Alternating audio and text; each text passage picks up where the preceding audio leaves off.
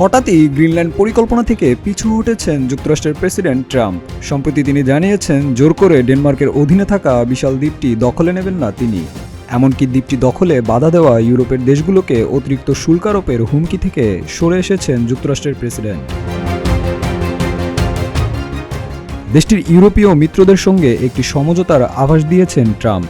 তবে সমঝোতা কেমন হবে বিষয়টি এখনও অনিশ্চিত। প্রতিবেদনগুলোর তথ্য অনুযায়ী ট্রাম্পের এমন সিদ্ধান্ত ইউরোপীয় দেশগুলোকে সাময়িক স্বস্তিতে রেখেছে, কেননা ট্রাম্প এরই মধ্যে নিজের একটি শান্তি পরিষদের ঘোষণা দিয়েছেন।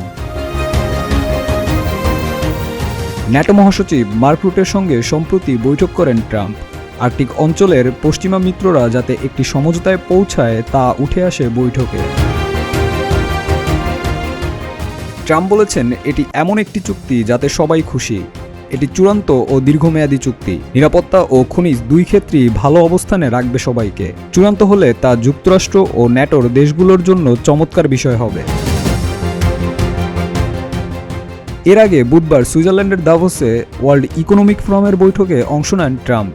সেখানে তিনি বলেছেন গ্রিনল্যান্ডের মালিকানা যুক্তরাষ্ট্রের কাছেই থাকা উচিত। তবে সেখানেই জানান ডেনমার্কের স্বায়ত্তশাসিত এই অঞ্চল দখলে নিতে বল প্রয়োগ করা হবে না। তার মনোযোগ আর্কটিক অঞ্চলের দ্বীপটির সুরক্ষায়।